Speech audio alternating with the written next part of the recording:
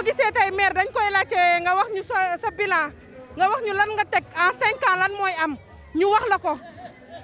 boo ñu ko waxee ba pare bu ñu doyee ñu voté la mais moom daf fi def 18 mois def fi lu fi kenn deful pavé fi ay rue jàppale ay mosquée jàppale jeunesse bi ñu liggéey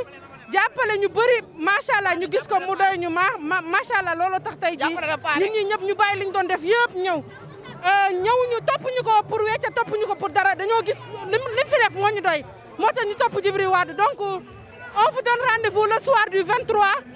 avec 100% de vote incha allah. Djibi de lu ñu xam ci moom si 18 mois yu fi def mosuñu am candidat bu def loolu projet yi baax na bëri na macha allah nee na Biscuiterie sans sable loolu la njëkk a ne Biscuiterie sans sable jugee lëm gi ñëw benn tali jugee ñëw ñaar tali